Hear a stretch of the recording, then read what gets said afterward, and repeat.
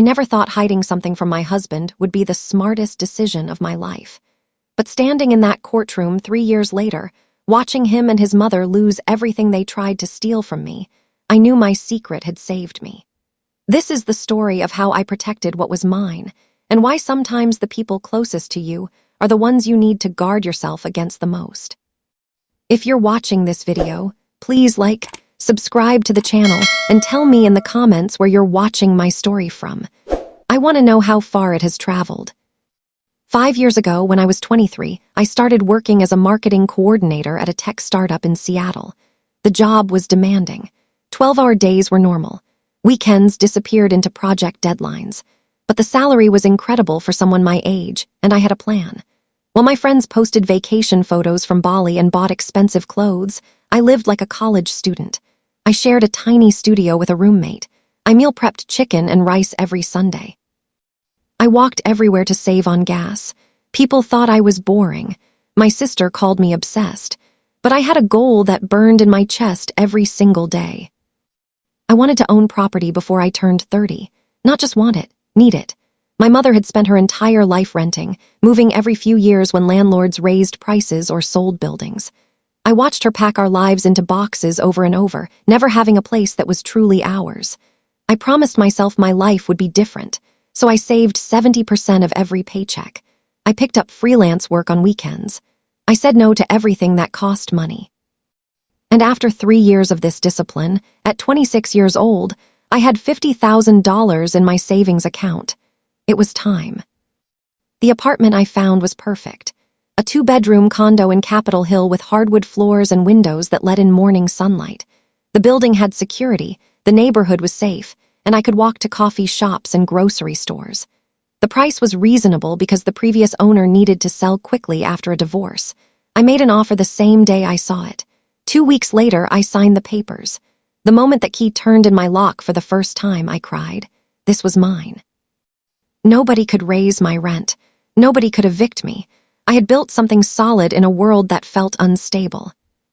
Owning that apartment taught me something unexpected about people. Within a month of buying it, family members I barely spoke to started reaching out. My cousin Tyler asked if he could stay with me while he looked for work. My aunt mentioned that the spare bedroom would be perfect for her daughter, who was moving to Seattle for school.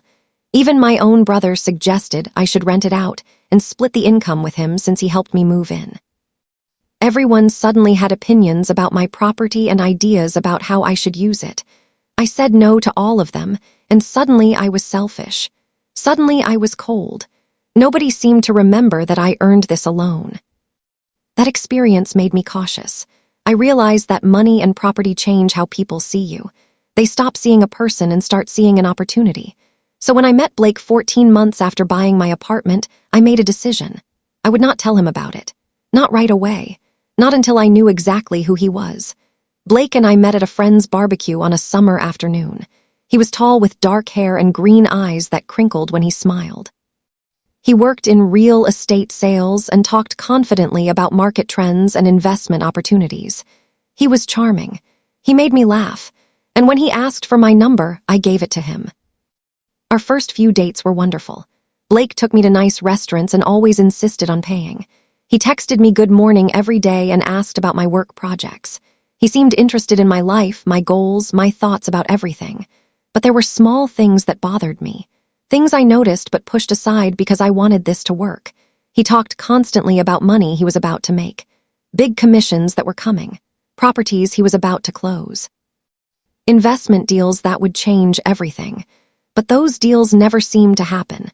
And somehow, his wallet was always in his other jacket when the check came. After 2 months of dating, Blake asked where I lived. I told him I had an apartment near Capitol Hill and that I covered all my own bills. Both statements were completely true. I just left out the detail that I owned it.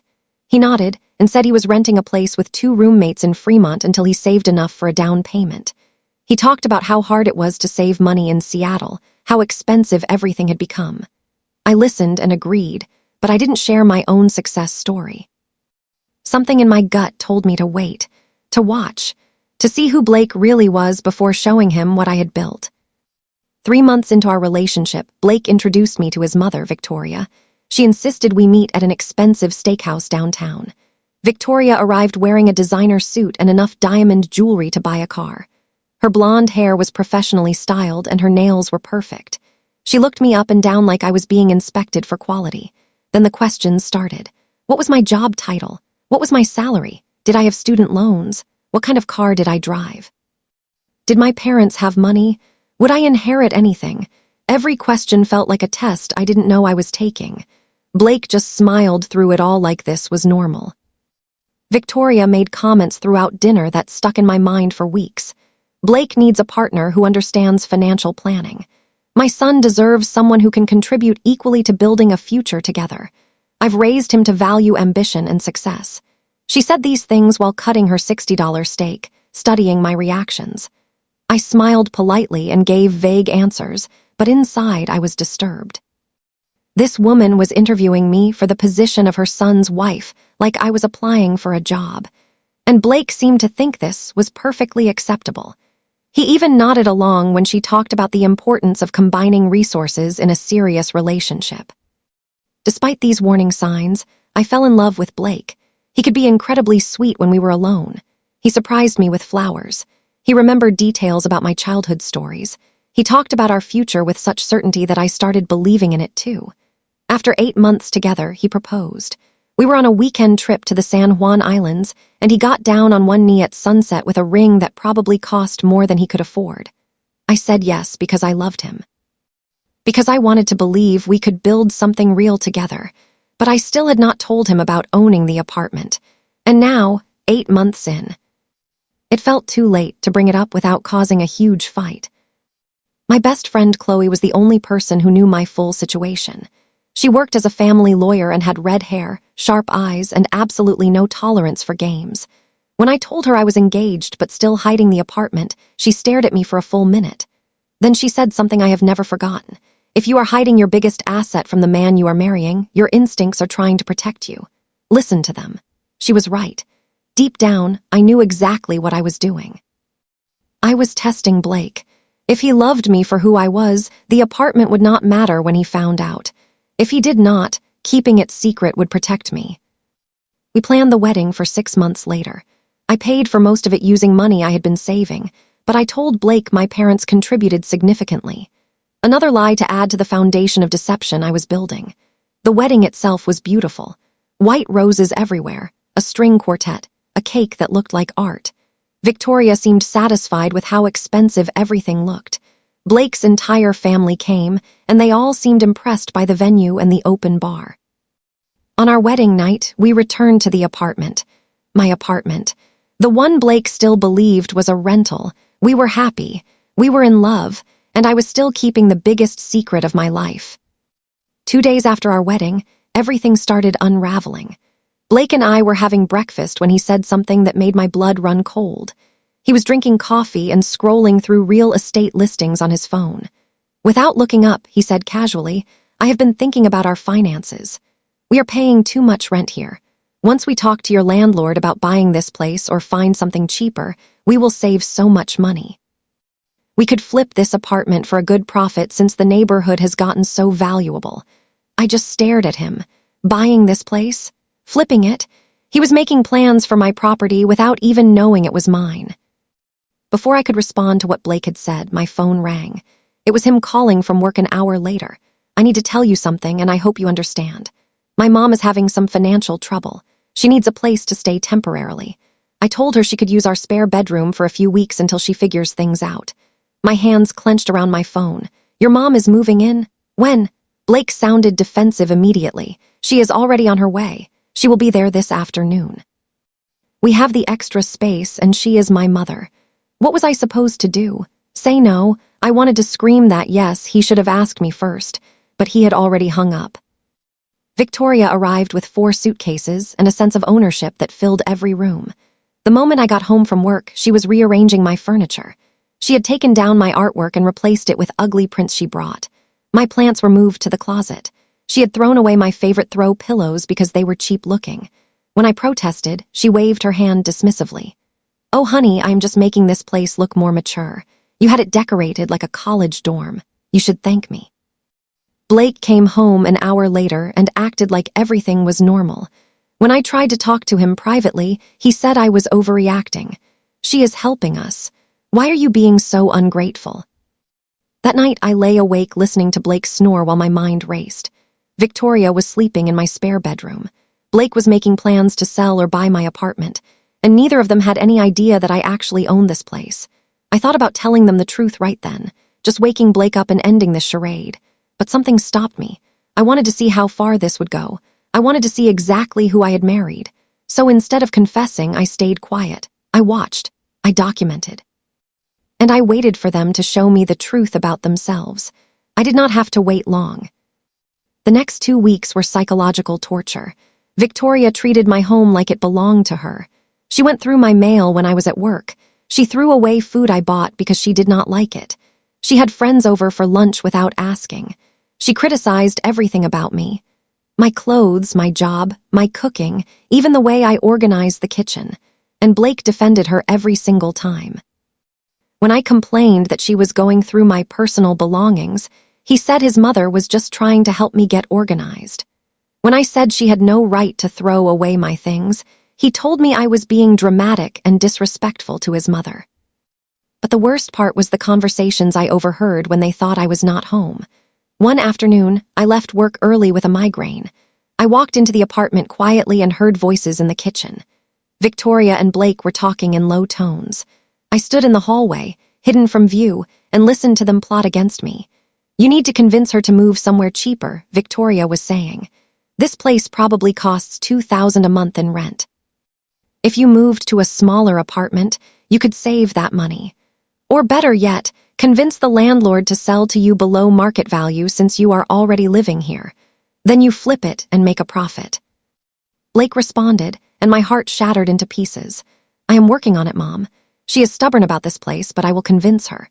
Women always come around when you explain things the right way. We just need to be patient and make her think it is her idea." Victoria laughed, and the sound made my skin crawl. "Patient? Blake, you have been married 1 week. You need to establish who makes financial decisions now before she gets too comfortable thinking she has equal say. That apartment is your opportunity. Do not let her emotions about the neighborhood mess up a smart investment." I backed out of the apartment silently, sat in my car, and cried until I could not breathe. That evening, I called Chloe and told her everything I had overheard. She was quiet for a long moment. Then she said 4 words that changed everything. "They are scamming you." She explained that Blake and Victoria were running a calculated scheme. They assumed I was renting, and they wanted to either force me into a cheaper place so Blake could control the savings, or manipulate the landlord into selling cheap so Blake could profit. Either way, they saw my home as their opportunity. Chloe told me not to tell them the truth yet. First, we needed to document everything they were doing. Every conversation, every plan, every attempt to manipulate me. We needed evidence. The next day, Victoria announced she had called her friend Howard, who was a real estate agent. "He is coming tomorrow to appraise the place," she said with a bright smile. "We need to know what we are working with when we negotiate with your landlord to buy it." Blake nodded along like this made perfect sense. I looked at both of them sitting at my dining table, eating my food, making plans for my property. And I made a decision. I would let this play out. I would let them think they were winning. I called Howard that night using the number on his business card Victoria left on the counter. I explained everything. Who I was, what I owned, what they were planning. And I asked him to help me reveal the truth in the most devastating way possible. Howard arrived the next afternoon. Blake had taken off work to be there. Victoria had cooked an elaborate lunch like they were hosting royalty. I came home early and watched them fall all over themselves trying to impress this real estate agent. Howard walked through every room, taking notes and photos.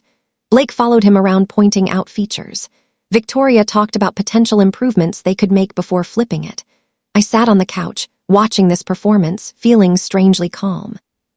Finally, Howard came back to the living room where Blake and Victoria sat waiting eagerly. "Before I give you any valuation information, I need to clarify something. Which one of you actually owns this property?" The silence that followed was beautiful. Blake looked confused. Victoria's smile froze on her face. Howard continued, his voice professional and cold. "According to county records, this condominium is owned by, and he said my full legal name clearly. Blake's face went from confusion to shock to pure rage in seconds. "You own this place." His voice cracked. "You have been lying to me since we met." Victoria stood up, her face bright red. "You manipulative little liar. You trapped my son. You married him under false pretenses." I stood up slowly, feeling powerful for the first time in weeks. "I never lied." Blake asked where I lived. I told him I lived here and paid the bills. "Both facts are completely true. You assumed I was renting. I just never corrected your assumption." Blake started yelling about trust in marriage and how wives are supposed to share everything with their husbands. I stayed calm. "Where's your credit report, Blake? Your bank statements? Your investment portfolio? You never shared those with me." "Oh, wait, that is because you are drowning in debt and have no savings. But I am supposed to tell you about my assets while you hide your liabilities." Victoria jumped in, screaming about my legal obligations and marital property rights. That is when I pulled out my phone and played the recording I had made of their conversation in the kitchen. Their voices filled the room, plotting to manipulate me, talking about establishing financial control, laughing about making me think decisions were my idea. When it finished, I looked at both of them. "You want to talk about lies? Let us talk about yours." And then I told them exactly what was going to happen next. They were going to leave my apartment. Today. And if they refused, I would file for a restraining order with evidence of their scheme to defraud me. Blake tried to argue. Victoria threatened to sue. But Howard quietly mentioned that he would be willing to testify about everything he had witnessed. They left that afternoon with their suitcases and their shame. Blake tried to fight the annulment, but Chloe buried him in evidence. The recordings, the witness statements, the financial records showing he contributed nothing. 6 months later, I was legally free. I changed every lock. I repainted every wall. I bought new furniture that Victoria had never touched. And I promised myself I would never ignore my instincts again about protecting what I built. The story you just heard is based on real situations that happen every day in our society. People who work hard and sacrifice to build something are often targeted by those who want shortcuts to success. I am sharing this to remind you to trust your instincts, protect what is yours, and never feel guilty for guarding your peace and security. If you were in this situation, would you have revealed the truth earlier, or would you have let them expose themselves completely? What would you do if someone you loved tried to take what you worked for? I want to hear your thoughts because every story we share can help someone else recognize the warning signs in their own life. May you always have the courage to protect yourself and the wisdom to see people for who they truly are. Meanwhile, on the final screen, I am leaving you with one of the most powerful channels, King's Revenge Vault. Every story there will open your eyes to the strength we all carry inside us. Thank you for staying with me until this moment. God bless you.